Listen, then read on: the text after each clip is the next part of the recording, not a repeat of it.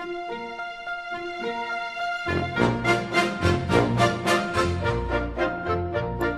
a really useful engine, you know, 'cause the Fat Controller, he told him so. Now he's got a punchline to call his very own. He's the really useful engine we adore.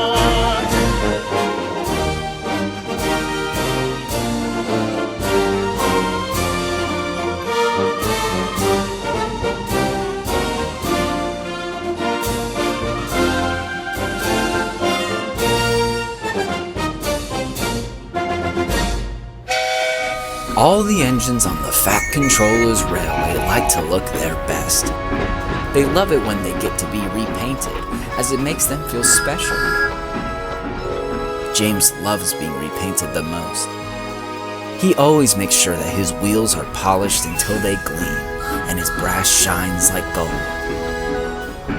One summer's morning, James was at the yards when the Fat Controller arrived. He had very important news for James. James, boomed the Fat Controller, I need you to collect a train of passengers from the halt and have them dropped off at Arlesdale. James beamed from buffer to buffer. Yes, sir, right away, sir, James said, and he puffed proudly away. James chuffed down the line. He was beside himself with joy as his splendid red paint sparkled in the morning sun.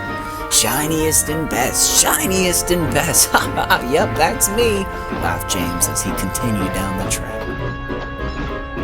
Soon James came to a red signal. He had to stop. Arthur was there. He was taking fish to the market. Hello, James, puffed Arthur politely. What are you doing today? James looked at Arthur with slight disgust. Yuck, he exclaimed. What a funny smell. Keep those stinky fish cars away from my paintwork. And with that, James chuffed away, leaving behind a rather upset Arthur. James eventually stopped at another signal. Edward was there. Good morning, James. I see you've had a repaint. You do look very smart. James grinned from buffer to boiler. Why, thank you, Edward, James boasted. I always look my best. Edward looked nervous. Please take care, James. This afternoon there's going to be a storm. On the inside, James was worried, but he couldn't show his worry on the outside. He thought Edward would tease him, so he said nothing and puffed away. Later on, the once beautiful blue sky turned a dark gray and thunder cracked. Oh no, gasped James. Edward was right. There really is a storm.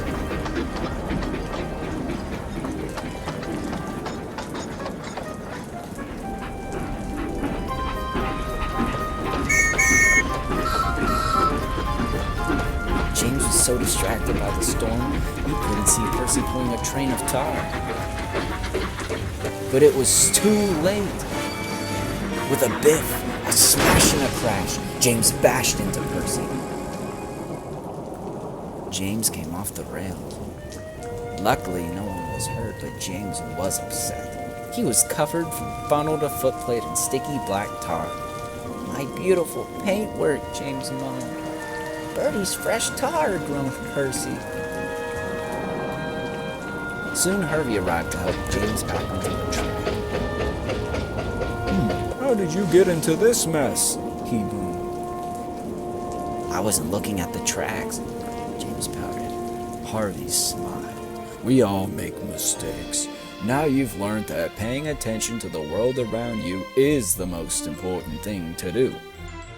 James smiled, and he happily agreed.